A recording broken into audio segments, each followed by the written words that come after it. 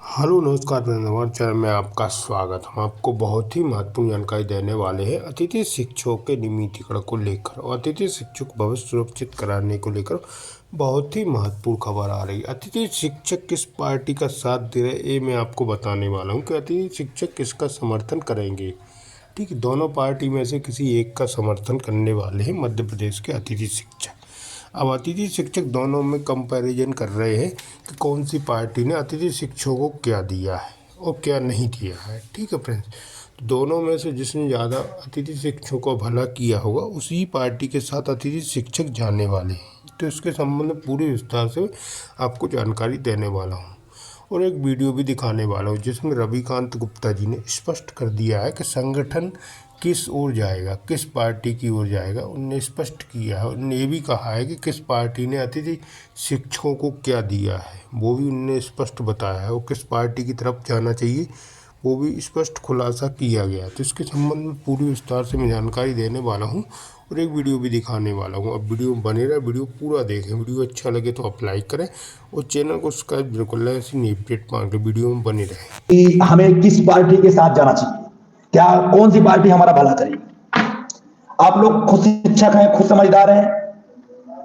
मैं इस बात पे बिल्कुल तर्क देना नहीं चाहता हूं कि हमें किस पार्टी का साथ देना चाहिए। मैं इस पे बात करने के लिए बिल्कुल तैयार नहीं था, लेकिन लगातार ग्रुपों में देख देख के अब मुझे लगता है कि नहीं, इस पे बात होनी चाहिए और बात करनी पड़ेगी। तो देखिए, मैं भी इस चीज से बिल्कुल वाकिफ हूं कि बीजेपी गवर्नमेंट ने हमारे लिए लगातार 2014 से घोषणा कर दी जा रही है कि इनका हम भला करेंगे, इनका भविष्य सुरक्षित करेंगे। माननीय मुख्यमंत्री जी ने सन 2013 में पहली बार रीवा में कहा था कि अतिथि शिक्षकों को हम समृद्ध शिक्षक बनाएंगे, और इसके बाद सीहोर में और कई जगहों पर भी उन्होंने कहा कि हम इनके लिए ऐसा करेंगे, लेकिन उन्होंने आज तक हमारे लिए निर्णय नहीं किया। दूसरी चीज, हम अभी सभी पार्टियों के बारे में बात करेंगे, सही पहलू में बात करेंगे कि कौन सी पार्टी ने हमारे लिए क्या किया, किस पार्टी के लिए हम जा सकते हैं, किसका हमें साथ देना चाहिए और किसका साथ हमें नहीं देना चाहिए। तो जहां तक है, बीजेपी गवर्नमेंट ने भी हमको छला है और कांग्रेस ने भी हमको छला है। अगर हम शुरू से बात करें सर्वप्रथम बीजेपी की, तो भारतीय जनता पार्टी की गवर्नमेंट मध्य प्रदेश में सन 2003 से लगातार है। अगर 15 महीने छोड़ दिया जाए तो बाकी दिनों में भारतीय जनता पार्टी की सरकार रही मध्य प्रदेश में। और भारतीय जनता पार्टी की सरकार ने पहले तो गुरुजी और शिक्षा कर्मियों का भला किया, चलो बहुत अच्छा, उनका भला हुआ, उनके लिए एक अच्छी नीति का तैयार किया। और जस्ट उसके बाद मध्य प्रदेश में एक खेल शुरू हुआ आईएएस अधिकारियों का, जब उदय हुआ मानसेवी शिक्षकों का। मानसेवी शिक्षक बनाए गए, लेकिन किसी कारणवश वो योजना चल नहीं पाई।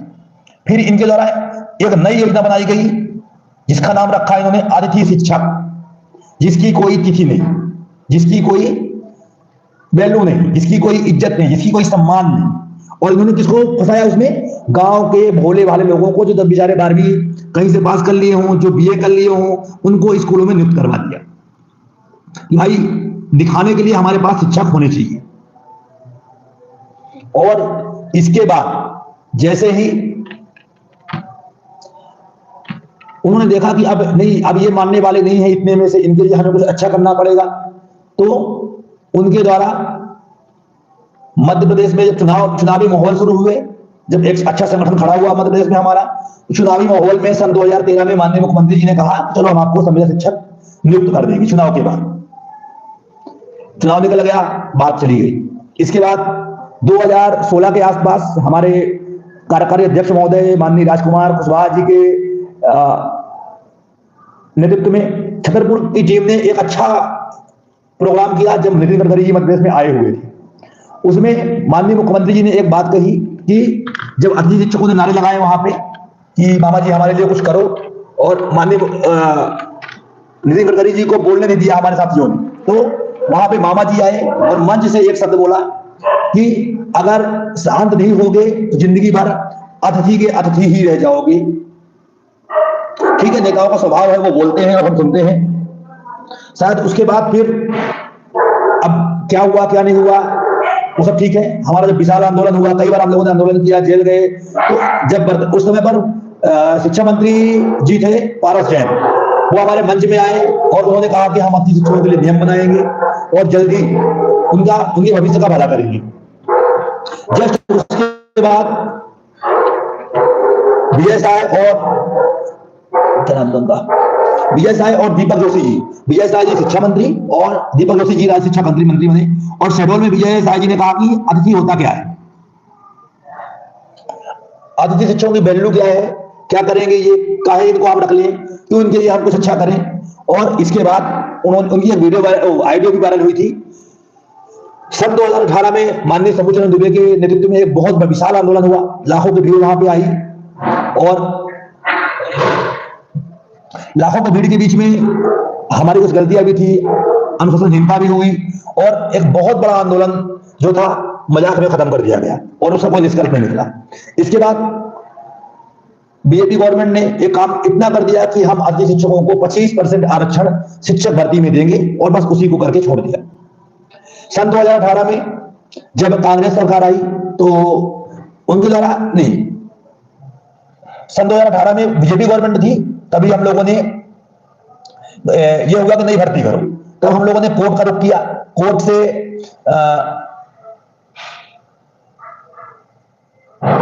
जब कोर्ट से आदेश हुआ, कोर्ट से हम लोगों ने स्टे लेके आया, तब जाकर के सरकार, जब कोर्ट ने सुना कि यार ये 100, 150 और 180 रुपए प्रतिदिन के हिसाब से काम कर रहे हैं, दूर दूर जाके काम कर रहे हैं, तो सरकार से उन्होंने पूछा कि आप इतना कम मानदेय देते हो। तब आनंद फानंद में मध्य प्रदेश सरकार ने क्या किया कि हम लोगों का मानदेय दुगना दिखा करके 5,000, 7,000 और 9,000 कर दिया। वो भी चुनाव को जस्ट पहले हुआ और इसके बाद हम लोग हाई कोर्ट से केस हार गए और जिसमें यह कहा गया कि जो अब जो भर्ती हो रही है, ऑनलाइन भर्ती हो रही है, ये पूरी तरह से वैध है और इसी पैनल को कंटिन्यू रखा जाए। लेकिन चुनाव में 18 में बीजेपी गवर्नमेंट हार गई और इसके बाद नई सरकार बनी, कांग्रेस सरकार बनी। इसके बाद फिर 18 और सन 2019 में 18 का चला काम। 18 में कांग्रेस सरकार के दौरान एक आदेश जारी होता है कि जो कोर्ट से केस हार गए हैं उनको बाहर कर दिया जाए और नए पैनल को शामिल कर लिया जाए, नए पैनल को मान्य किया जाए। ठीक है, इतना हुआ। जैसे ही सत्र 2018-19-20 शुरू हुआ, फिर एक नया आदेश आया, जबकि कोर्ट ने यह कह दिया था कि पुराने पैनल को ही मान्य किया जाए, लेकिन इन्होंने क्या किया, नहीं, 18-19 के पैनल को नहीं माना और उन्होंने शुरू कर दिया 19-20 का एक नया बनवाया पैनल। तत्कालीन उस समय पर हमारे जो माननीय अजय पाल सिंह राठौड़ जी अब हमारे बीच नहीं रहे और उनके नेतृत्व में राजू मीणा और अजय पाल सिंह राठौड़, राजकुमार कुशवाहा व अन्य लोगों ने मिलकर करीब 25 से 30 लोगों ने, प्रभुराम चौधरी जी जो उस समय पर शिक्षा मंत्री थे, उनका बगले का घेराव किया और उनके द्वारा कहा गया कि जो पूर्व में कार्यरत थे उनको आप वारिदा दीजिए। उन 35 से 40 लोगों के ऊपर FIR भी करवा दी गई और इसके बाद FIR होने के बाद उन्होंने क्या किया कि 25 अंक जो सत्र 2018-19 में जिन लोगों ने 72 दिन कुल स्कूल में पढ़ाया था, उनके स्कोर कार्ड में 25 अंक गिरवा दिए। बाकी उनसे मतलब नहीं था कि चाहे आप 10 साल पढ़ाए हों, चाहे आप 15 साल पढ़ाए हों, चाहे 20 साल पढ़ाए हों, उनसे कोई मतलब नहीं था। कि अनुभव का एक सिस्टम होता है, अनुभव का एक नियम होता है, उस पर भी उन्होंने कोई ध्यान नहीं दिया और अपने लोगों को लाभ दिलवाने के लिए उन्होंने 25 अंक 72 दिन वालों को दिलवा दिया। जिस व्यक्ति ने सत्र 2018-19 में एक दिन स्कूल में नहीं पढ़ाया था, उनको एक भी अंक अनुभव के नहीं मिले, चाहे वो इसके पहले 10 साल ही क्यों ना पढ़ाया रहा हो। इसके बाद अक्टूबर 2019 में माननीय सुनील परिहार, पीडी खैरवार व अन्य लोगों ने मिलकर एक आंदोलन की शुरुआत की, जो मंडला से शुरू हुई व अन्य जिलों में भी आंदोलन की शुरुआत की गई। और वो आंदोलन जो था पैदल यात्रा के माध्यम से धीरे धीरे भोपाल की ओर बढ़ता गया और मैं और परिहार जी के द्वारा भोपाल में पूरी तैयारियां की गई आंदोलन की और 25 दिसंबर से एक ऐतिहासिक सत्याग्रह, जो आज तक के इतिहास का सबसे बड़ा, अतिथि शिक्षकों का ही नहीं बल्कि किसी भी संगठन का सबसे बड़ा सत्याग्रह था, वो था अतिथि विद्वानों का और अतिथि शिक्षकों का। उसमें 25 दिसंबर से लगातार 22 मार्च तक एक बड़ा सत्याग्रह भोपाल में किया गया, जिसमें हमारे ही लोगों ने हमें चला। मात्र 2000 लोग उस सत्याग्रह में शामिल हुए, अन्य 78 जो भी 80,000 लोग थे वो गायब थे, स्कूलों में मजे ले रहे थे। जो आज रो रहे हैं कि हम बाहर हो रहे हैं, हम ये हो रहे हैं, ये नियम नहीं आ रहा है, वो आदेश नहीं हो रहा है, वही लोग घर बैठ के तमाशे देख रहे थे। माननीय सुनील परिहार जी ने 3 दिन का आमरण अनशन किया था, जिसमें उनकी हालत इतनी खराब हो गई, पुलिस के द्वारा ये कहा गया कि आप इन्हें अगर जल्द तत्काल हॉस्पिटल में एडमिट नहीं करवाएंगे तो जितने भी लोग हो हम सब पर कार्रवाई करेंगे, और मजबूरी में उनका अनशन तुड़वाकर हमें उन्हें हॉस्पिटल भेजना पड़ा। और इसके बाद भी हम लोग जितने भी कांग्रेस के मंत्री थे सबसे मिलने गए। उस दौरान हमारे मंच पे माननीय शिवराज सिंह चौहान जी, माननीय नरोत्तम मिश्रा जी, सभी लोग आए और विश्वास दिलाया कि हमारी सरकार आते ही हम आपके लिए बहुत अच्छा आदेश करवाएंगे। साथ में शिक्षा मंत्री प्रभुराम चौधरी जी भी उस समय पर हमारे तत्कालीन जो शिक्षा मंत्री थे वो भी हमारे मंच पे पहुंचे और उन्होंने हमारी पूरी व्यथा सुनी और चुपचाप उठ के चले गए। उस 3 महीने के सत्याग्रह में सरकार ही नहीं, हमारे साथी भी दोषी थे। जितने आज रो रहे हैं ग्रुपों में, हमारा ये नहीं हुआ, हमारा वो नहीं हुआ, हमारा ऐसा नहीं हुआ, यहां तक कि भोपाल में, प्रॉपर भोपाल में लगभग 500 से 1000 अतिथि शिक्षक कार्यरत थे उस टाइम पे। वो भी जब झांक में नहीं आते थे, एक बार देख के आए कि कितने लोग मर रहे हैं ग्राउंड में। आप अच्छा जानते हैं कि जो सर्दी का महीना शुरू होता है दिसंबर से शुरू होता है और दिसंबर, जनवरी, फरवरी, मार्च तक ये चलता है। उस भीषण सर्दी में, पानी में हमारे साथियों ने सत्याग्रह किया। सबसे ज्यादा अगर धन्यवाद की बात थी तो सीहोर टीम, जो खुल के करीब 50 से 60 लोग वहां के थे, जो रेगुलर सत्याग्रह में हमारे रामस्वरूप गुर्जर जी, कमलेश कटारे जी, लखन भाई और देवेंद्र साक जी, वो अन्य लोगों ने बिल्कुल तन मन धन से सहयोग किया, जिससे हमारा सत्याग्रह कंप्लीट हुआ।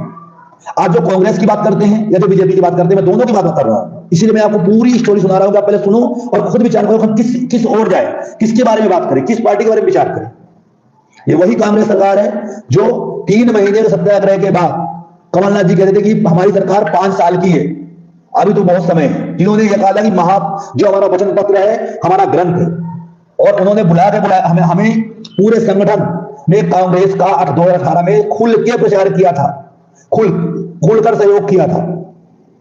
सिर्फ यहां नहीं किया, बल्कि बूथ स्तर पे जाकर हम लोगों ने उनका प्रचार किया था। मैं खुद स्वयं लाइव में पहली बार 2018 में कांग्रेस को वोट दिया था, सिर्फ इसी कारण कि उन्होंने कहा था कि हम आपका नियमितीकरण करेंगे। कमलनाथ जी ने प्रेस कॉन्फ्रेंस में हजारों लोगों के सामने, मीडिया के सामने ये बात बोली थी। इसके बाद जब हम उनसे मिलने जाते थे, बात करते थे, क्या कहते थे, हमारी सरकार 5 साल की है, हमारे वचन पत्र जो वचन है वो 5 साल का है, हम उसे 5 साल में पूरा करेंगे। तो क्या आपको हमारे 3 महीने का सत्याग्रह नहीं दिखा? चलो हम नियमितीकरण नहीं करेंगे, कुछ तो कंपनसेशन दे दें, पेमेंट बढ़ा दें, अन्य चीजें, बहुत सारी चीजें होती है वो कर दें, लेकिन नहीं। शायद आपने जरूरी नहीं समझा इन चीजों को करना। जो आज कांग्रेस की बात कर रहे हैं उनके लिए मैं बात कर रहा हूं। इसके बाद जब माननीय ज्योतिरादित्य सिंधिया जी ने मंच से कहा कि हम अपनी शिक्षकों के लिए सड़क में उतरेंगे, हम इनका भला करेंगे, हम इनके लिए धारा पर बल बनेंगे, तब भी माननीय कमलनाथ जी ने कहा कि जो करना है कर दो, उतर जाओ। जब सरकार की लास्ट चल रहा था, जब माननीय कमलनाथ जी इस्तीफा दे रहे थे, उस टाइम पे कमलेश्वर पटेल जी शिक्षा मंत्री थे, उनसे मिलने हम लोग भी गए और उनसे कहा भी कि आप एक काम कर लीजिए, कम से कम हमारे लिए नोट शीट बनवा दीजिए, आदेश करवा दीजिए। जो विद्वानों के लिए जीतू पटवारी जी ने किया था कि उन्होंने नोट शीट बना करके भेज दिया और उनका काम बाद में बीजेपी को करना पड़ा। लेकिन एक भी स्टेप कांग्रेस सरकार ने, सिर्फ 25 अंक के अलावा कोई भी काम कांग्रेस गवर्नमेंट ने नहीं किया। और 25 अंक किसको दिया? अपने लोगों को लाभ पहुंचाने के लिए। फिर सरकार गिरी, बीजेपी आई, हम लोग लगातार बीजेपी की माननीय शिवराज सिंह जी, अन्य मंत्रियों के पीछे घूमते रहे, शर्मा जी के पीछे घूमते रहे। जब सरकार को लगा कि हम डर रहे हैं, जब सरकार को लगा कि हम हार रहे हैं, कुछ ना कुछ इनका करना पड़ेगा, तब उन्होंने हमारे लिए सोचना शुरू किया और महापंचायत का एक झूला पकड़ा दिया, बोलो भाई जाओ, तुम्हारे लिए ये नियम हमने बना दिए। लेकिन उन्होंने भी आदेश जारी नहीं किया। जबकि जो बोल रहे ना, हम लोग लगातार रमेश शर्मा जी, शिव चौबे, शिक्षा मंत्री, यहां तक कि मुख्यमंत्री जी से मिलने का प्रयास करते रहे। हम लोग बस नहीं, जो भी संगठन वाले सबने, जो बीजेपी का अंग है बीएमएस, भारतीय मजदूर संघ, उसके माध्यम से भी हम लोगों ने बहुत प्रयास किया कि आदेश जारी कर दिए जाए। बिल्कुल आपका सोचना सही है, 40 दिन का टाइम मिला था गवर्नमेंट को, लेकिन उन्होंने हमारे लिए कुछ भी आदेश नहीं किया आज तक। पेमेंट का आदेश किया, वो भी आधा अधूरा, अनुबंध का आदेश किया, वो भी आधा अधूरा। मुख्यमंत्री की बात कर्मचारी नहीं सुन रहा है, किस तरह की सरकार है? शिक्षा मंत्री की बात अधिकारी नहीं सुन रहे हैं। हम आप लोगों को बता दें भी सीधी सी बात, आप पूरी तरह से स्वतंत्र हैं। आप बीजेपी में जाइए, कांग्रेस में जाइए, हमको इससे कोई प्रॉब्लम नहीं है। लेकिन दो में से किसी पार्टी ने हमारा भला नहीं किया, ना तो बीजेपी ने किया, ना तो कांग्रेस ने किया। दोनों ने हमारा शोषण किया और दोनों ने हमें बर्बाद किया, हर हाल में बर्बाद किया, चाहे वो कांग्रेस हो चाहे वो बीजेपी हो।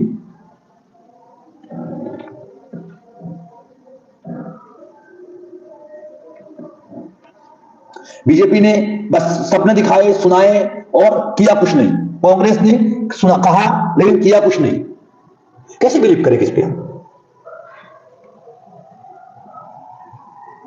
और जो कांग्रेस करते हो ना, चमचे के लिए करते हो ना, एक बात तो ध्यान रखो कि आप शिक्षक हो। पहले तो आप किसी भी पार्टी का विशेष तौर पे ना तो बीजेपी का के बारे में बोल सकते हो, ना कांग्रेस के बारे में बोल सकते हो।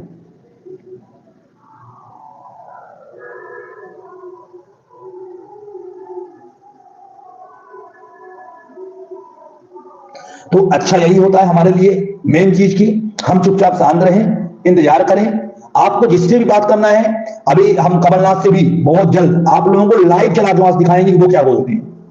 हमने टाइम लेने का प्रयास किया है और कोशिश करेंगे कि उनका इंटरव्यू हम करें पत्रकारिता के माध्यम से कि भैया आप हमारे लिए क्या सोचते हो, आप क्या करोगी। और इस मध्य में, इस बीच में हम लोग 2-3 दिन के अंदर, शुक्रवार और गुरुवार के दिन में जाकर के अन्य बीजेपी के अधिकारी हैं, जो भी अध्यक्ष हैं, बीडी शर्मा जी, मुख्यमंत्री से मुलाकात होती है तो उनसे ही बात करेंगे। अगर हमारे शिक्षा मंत्री से मुलाकात होती है उनसे ही बात करेंगे और कंफर्म करेंगे भैया बोलो क्या करना है, आपको करना है कुछ कि नहीं करना है, स्पष्ट करो जो करना है। तो अभी इतनी जल्दीबाजी करने की कोई जरूरत नहीं है किसी को भी, मेरे हिसाब से। बाकी आप लोग तो समझदार हो, आप लोग इतने विद्वान हो कि आप लोगों को कुछ कहना ही नहीं। आप लोगों को जो विद्वता है वो बहुत दिखती है, आपकी भाषाओं में ही दिखती है कि आप कितने होशियार हो और क्या लैंग्वेज आपकी होनी चाहिए। कहीं लगता है कि आप लोग शिक्षा को जिस तरह लैंग्वेज लिखते हो हर जगह, सोशल मीडिया में जहां देखो भरा पड़ा है बिल्कुल। और कुछ ना कुछ हमारी कमियों के कारण हमारा कुछ नहीं होता, सब मतलबी हो, अपने मतलब के अलावा किसी दूसरे कोई चीज नहीं जानते हो। सबको बस अपना दिखता है, मेरा हो जाए, मेरा हो जाए, मेरा हो जाए, और मुझे लड़ना ना पड़े। मैं जो बार बार बोलता हूं, भगत सिंह पैदा हो रही थी पड़ोसी के घर में।